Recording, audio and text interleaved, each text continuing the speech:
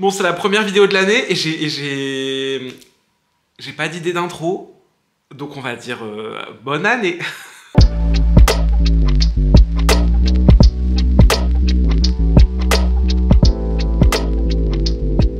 Et salut par ici, j'espère que vous allez bien. On reprend l'année bien comme il faut avec voilà, cette première vidéo de l'année. J'espère que vous avez passé de bonnes fêtes de fin d'année. Aujourd'hui, j'ai envie de vous parler d'un petit challenge que je me suis lancé pour l'année. Vous le savez, j'ai le chic pour me lancer des petits défis, des petits challenges, me créer des piles à lire, des machins, des trucs que je ne suis jamais. Mais cette année, je suis motivé, c'est un défi que j'avais grave envie de me lancer et je me suis dit, allez, on s'y tient, ça va pas être bien difficile, j'ai la motive.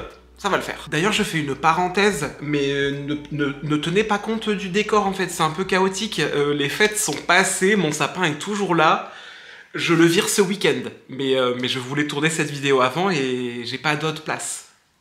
Donc c'est toujours là. Bon, et ce challenge, c'est le challenge de 12 mois, 12 recommandations. Vous l'avez déjà vu plein de fois, je pense. Je ne l'ai pas inventé et je ne suis pas le premier ni le dernier à le faire. Ce challenge, en quoi est-ce qu'il consiste? Eh ben c'est tout bête, hein. Dans une année, il y a 12 mois et j'avais envie pour chaque mois de lire un livre qu'on me recommande, un livre fort, voilà, une lecture marquante.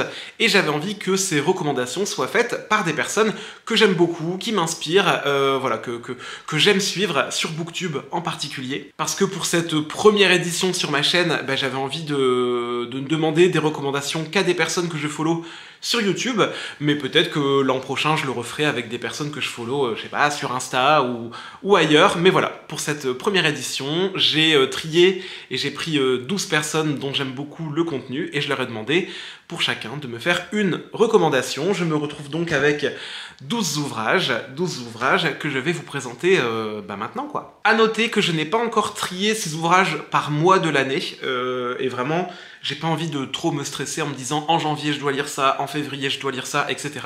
Donc je vais plutôt les lire au fur et à mesure de l'année, un petit peu voilà, au hasard, selon la vibe que j'aurai, lequel me donnera le plus envie, le moins envie, on verra bien, mais le but c'est de vous faire une petite rétrospective à la fin de l'année avec ces 12 livres et ce que j'en aurais pensé, parce que oui, je vais m'y tenir.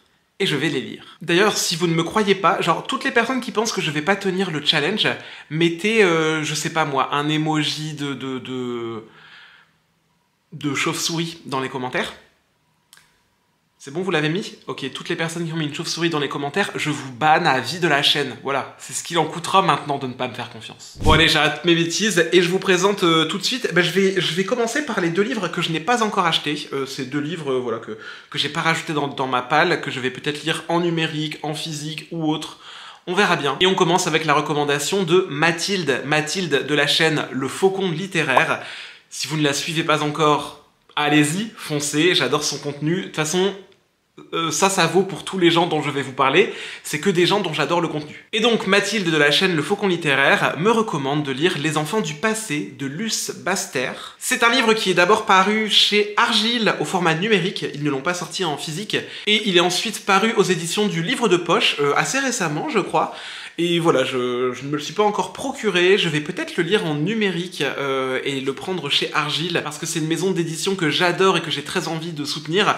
Donc voilà, je me dis que ça sera peut-être un livre à lire sur ma liseuse, et en plus j'adore la couverture qu'a faite Argile. Au niveau de l'histoire, je me suis assez peu renseigné dessus. Je me souviens que Mathilde en avait parlé sur sa chaîne quand elle l'avait lu, et elle était très très enthousiaste.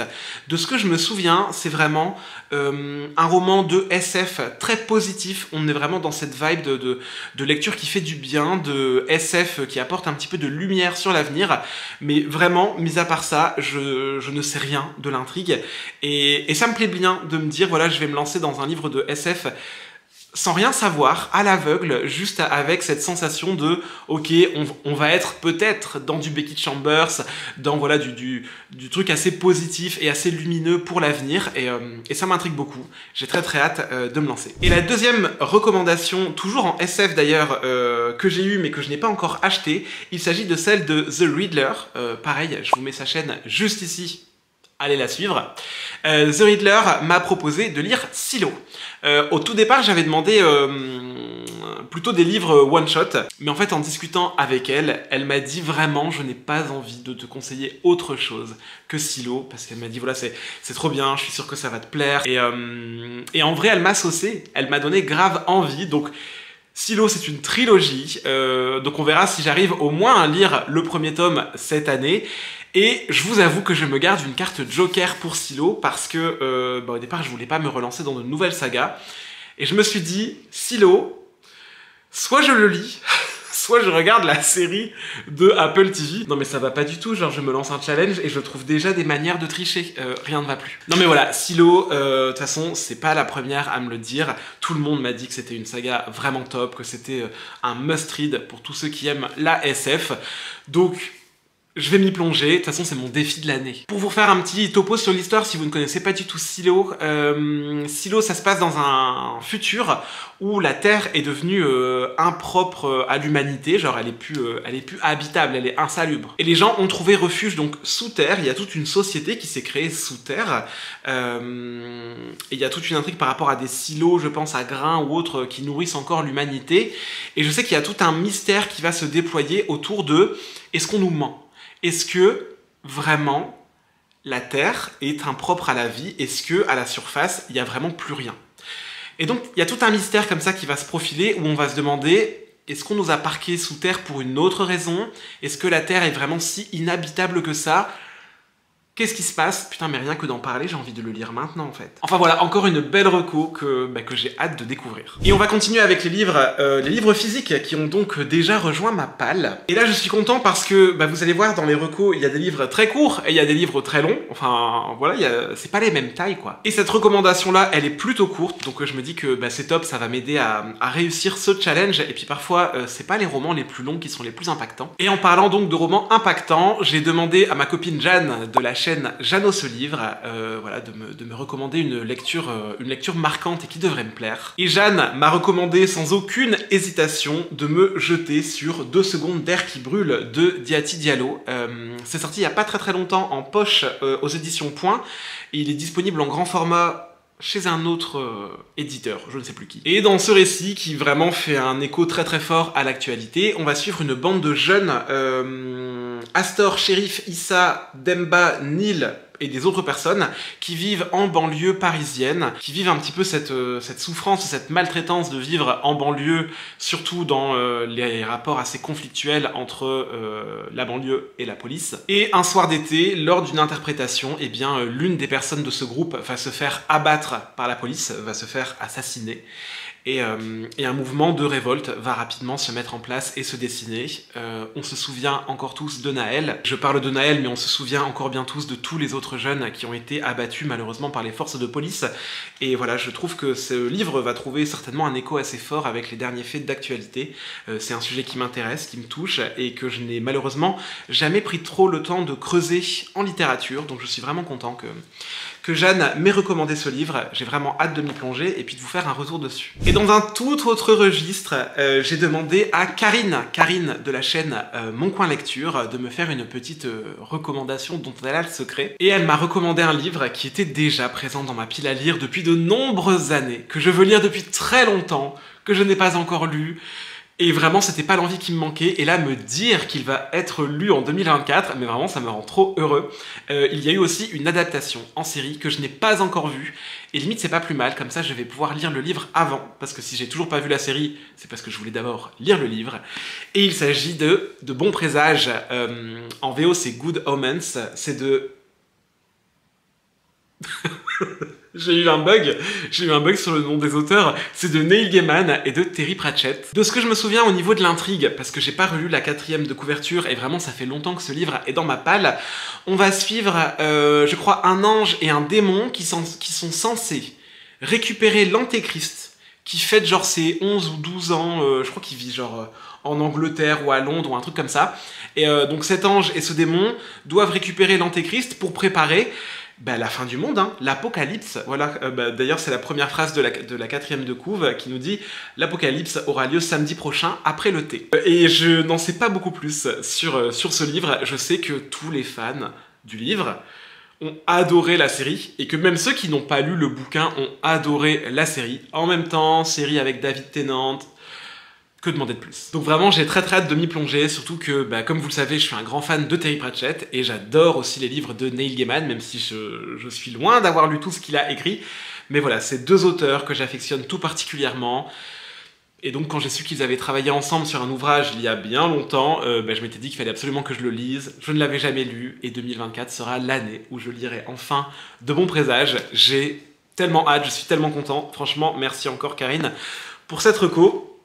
J'ai hâte de m'y plonger. J'ai demandé à une autre personne que j'aime beaucoup et que j'adore suivre sur YouTube et sur d'autres réseaux, puisque au tout départ, cette personne n'est pas une youtubeuse, mais elle a quand même ouvert une chaîne YouTube il y a 1 an ou 2. Ça fait un petit moment qu'elle n'a pas posté de vidéo, mais c'est pas grave, ça compte quand même, ça coche la case booktubeuse, puisque j'ai demandé à Digly, Digly qui est donc illustratrice, autrice, booktubeuse à ses heures perdues. Je lui ai demandé de me faire une petite recommandation, puisqu'on a eu l'occasion d'échanger plusieurs fois avec Digly, et donc en plus d'être une autrice que j'admire beaucoup, c'est une personne aussi que j'aime beaucoup. Et je suis vraiment super content de la reco qu'elle m'a faite, parce que je ne m'attendais pas du tout à ce type de livre, et il m'avait déjà fait de l'œil par le passé, donc quand elle m'a dit jette-toi dessus, je me suis dit ok, banco, je suis trop excité. Et ce livre, c'est Sur les ossements des morts de Olga Tokarczuk. Je pense que je le prononce mal.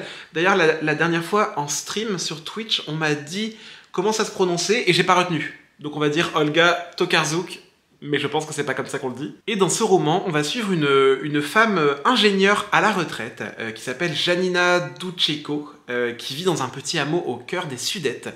Et un matin, je crois, oui, un matin, elle va découvrir un voisin mort dans sa cuisine, étouffé par un tout petit fragment d'os.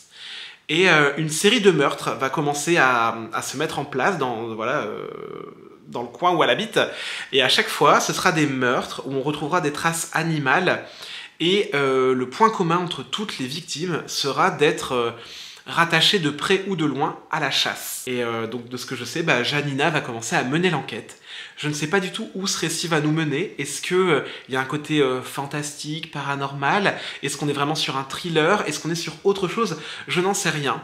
Mais vu les goûts littéraires de Digly et ce qui l'anime, je suis persuadé que ça va beaucoup me plaire. D'ailleurs, on nous précise que Janina, donc le personnage principal, est passionnée par la nature, l'astrologie et l'œuvre du poète et peintre William Blake. Et rien que ça, je trouve que ça donne une petite ambiance, pas vraiment cosy, mais un petit peu magique, ouais, à ce livre. Et voilà, j'ai vraiment hâte de m'y plonger. D'ailleurs, Olga Tokarczuk a été prix Nobel, donc je me dis que voilà, il doit y avoir un truc de ouf à retrouver dans ce livre. Comme les autres, hein, j'ai hâte de m'y plonger, et merci encore Digly pour cette reco qui vraiment va me faire un petit peu sortir de mes habitudes de lecteur, et voilà, j'ai hâte d'explorer de nouveaux horizons. On continue avec une autre recommandation qui m'a été faite par Snodza. Snodza, que vous devez très certainement suivre, et si ce n'est pas encore le cas, je ne sais pas ce que vous attendez, mais voilà, la qualité des vidéos de Snodza, oh, quelle pépite. Et Snodza m'a recommandé de découvrir enfin, moi qui voulais le découvrir depuis un petit moment, l'auteur Adrian Tchaikovsky. Et je vais donc me lancer dans Le Dernier des Aînés. D'ailleurs, c'est plutôt drôle parce que ce livre m'a été offert à Noël par mon ami Flowfly. Donc voilà, quand je l'ai reçu, je me suis dit, c'est parfait, c'est la recommandation de Snodza.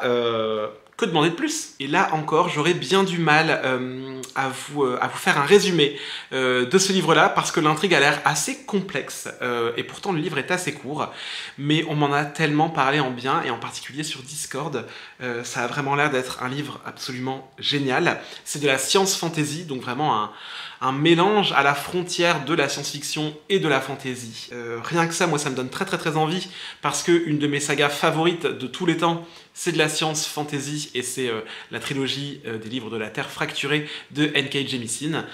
Et voilà, moi la science fantasy, c'est un type de littérature que j'adore, et j'ai vraiment hâte de me plonger dans ce livre, et qui plus est, de découvrir enfin les talents d'auteur de Adrian Tchaikovsky. Et en tout cas, Snodza était vraiment très enchanté à l'idée de me conseiller ce livre-là.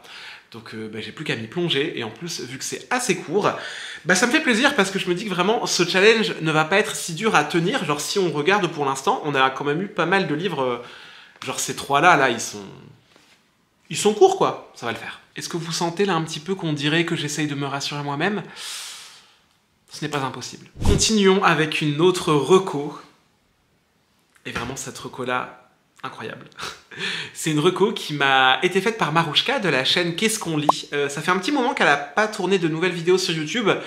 Reste que, si vous ne la suivez pas encore, allez la suivre, parce que toutes les vidéos qui sont déjà présentes sur sa chaîne sont géniales, c'est des bangers. Vraiment, je suis trop fan de ce que fait Qu'est-ce qu'on lit sur sa chaîne. Et si vous ne l'avez pas vu, vraiment, allez regarder sa vidéo sur Notre part de nuit de Mariana Enriquez. C'est grâce à elle que j'ai voulu lire ce livre, et je me souviens encore du jour où j'ai regardé sa vidéo et où je me suis dit oh, mais jamais personne de toute ma vie ne m'a donné autant envie de lire un livre. Et ça n'a pas loupé, parce que maintenant, ce livre, il est à côté de moi toujours. C'est devenu un de mes livres préférés. C'est validé. Et alors, ce qui est drôle avec la reco que m'a fait Marouchka, c'est que elle m'a conseillé de lire un livre. Et ce livre, il est dans ma...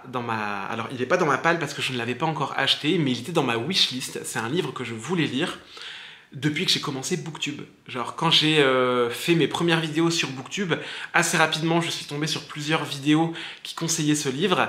Et à chaque fois, je me disais, waouh, ça a l'air incroyable, je veux absolument lire ce livre.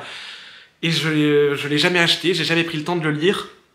Et donc là, quand elle m'a dit il faut que tu lises ça, je me suis dit mais oh, c'est fou quoi, c'est le destin. Et ce livre, c'est L'homme qui savait la langue des serpents. C'est de Andrew Skivirac, je pense que j'écorche son nom de famille, j'en suis vraiment navré. Livre qui a été élu Grand Prix de l'Imaginaire en 2014. C'était il y a 10 ans. Ah, le coup de vieux là. Et alors, je ne saurais pas du tout vous dire de quoi ça parle, parce que on a toujours réussi à me donner envie de le lire sans vraiment me détailler l'histoire. Même sur la 4e de couve, on nous dit pas grand chose, hein. On nous dit que c'est empreint de réalisme magique, d'un souffle inspiré des grandes sagas islandaises. Voilà, que c'est un mélange d'humour et d'imagination délirante de l'auteur. Et voilà, et on sait rien de plus, quoi. Donc, vraiment, je vais pas vous faire de résumé sur base de vent, parce que je ne sais plus de quoi ça parle, mais apparemment c'est un roman extraordinaire qu'il faut lire absolument. Et voilà, moi ça m'a grave saucé. Il est un petit peu plus gros que les autres, hein. Il fait presque 500 pages, mais je suis tellement motivé et tellement heureux qu'on m'ait fait cette recommandation que je pense qu'il va peut-être passer dans les priorités de l'année. Allez, et il nous en reste 5. On va continuer avec la recommandation de Margorito, qui n'est plus à présenter sur cette chaîne. Je vous mets quand même, voilà, une petite miniature. Mais Margorito que j'aime beaucoup, dont j'aime beaucoup les recommandations. Et Margorito, ce qui est assez drôle, m'a recommandé de lire un livre dont elle avait déjà parlé en vidéo. Quand j'avais vu sa vidéo, j'avais eu très envie de le lire et je me l'étais offert. Et quand elle m'a dit je te conseille de lire ça, je me suis dit bah écoute meuf, c'est très bien, parce qu'en fait je l'avais déjà acheté sous ta propre recommandation.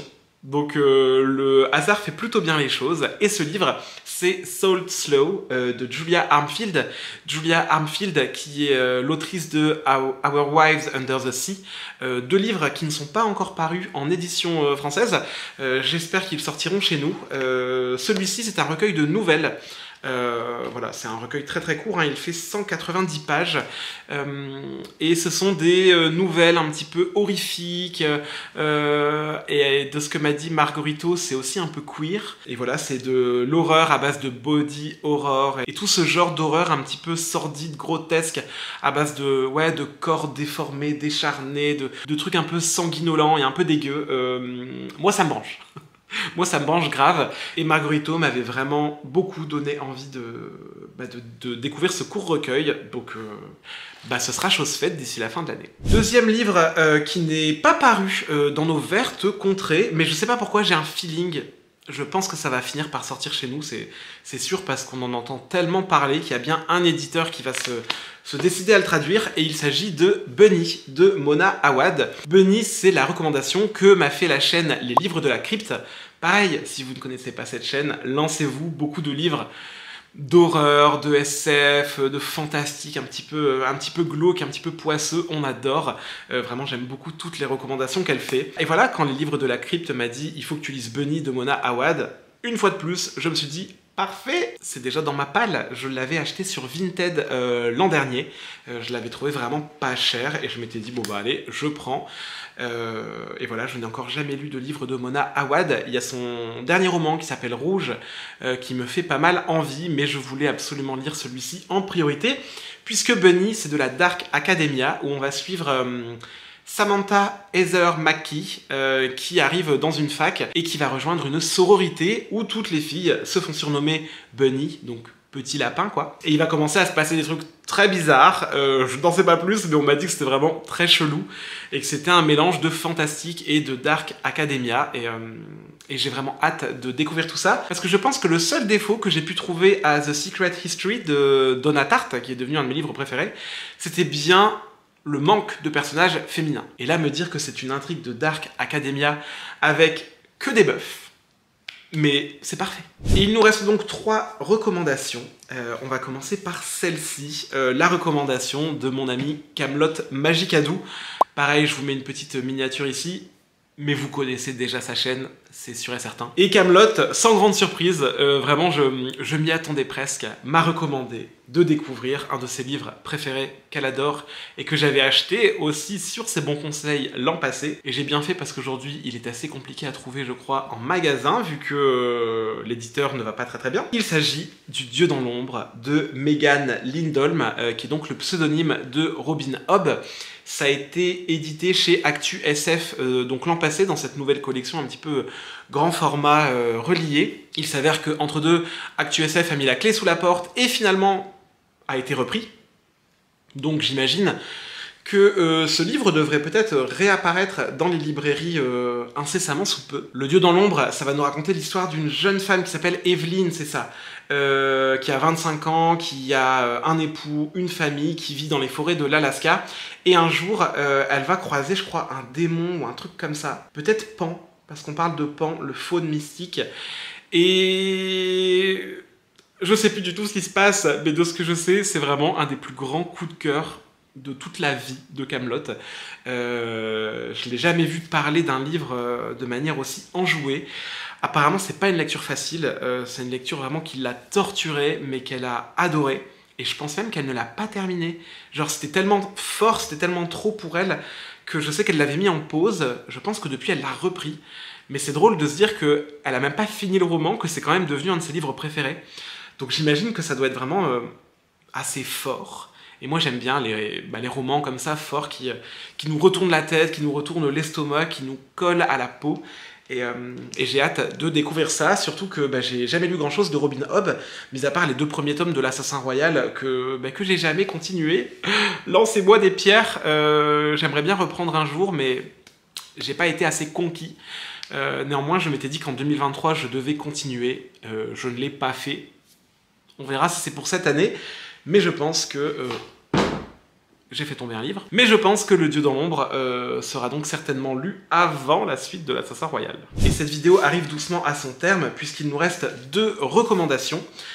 Cette avant-dernière reco, c'est une recommandation que m'a faite Flowfly, donc Floris de la chaîne Flowfly, que j'aime beaucoup. Et l'an passé, j'avais parlé d'un livre que j'avais acheté. Le fait que j'en ai parlé, ça lui a donné envie de le lire, donc il l'a acheté lui-même, il l'a lu, alors que moi je l'ai même pas lu. Et il m'a dit, ok, ma reco c'est ce livre, parce que c'est devenu un de mes livres préférés de tous les temps, tu l'as déjà, tu l'as pas lu, let's go, lance-toi, lis-le. Et ce livre, c'est Young Mungo de Douglas Stuart, que j'ai ici dans son édition, je sais même plus c'est qui l'éditeur. C'est l'édition américaine. Je ne sais plus qui l'édite, mais en tout cas, si vous le cherchez en français, il est déjà dispo. Il était sorti chez Globe en grand format. Et il vient tout juste de sortir, là, il y a quelques jours, en poche, chez Pocket. Et chez Pocket, ils ont repris l'illustration de la couverture en anglais. Et... j'aime trop, j'aime vraiment trop cette couverture. Mais voilà, moi j'ai cette édition grand format américaine. J'ai un petit peu peur que la VO soit un petit peu complexe, parce qu'apparemment...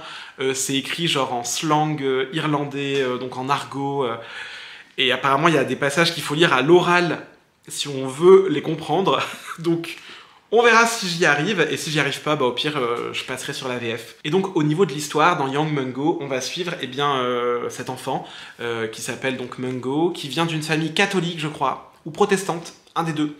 Et il va tomber amoureux d'un autre garçon qui vient d'une famille opposée. Donc voilà, l'un est catho, l'autre est protestant. Et il vit dans une ville ouvrière, assez défavorisée, où il y a un genre de guerre de gang entre catholiques et protestants.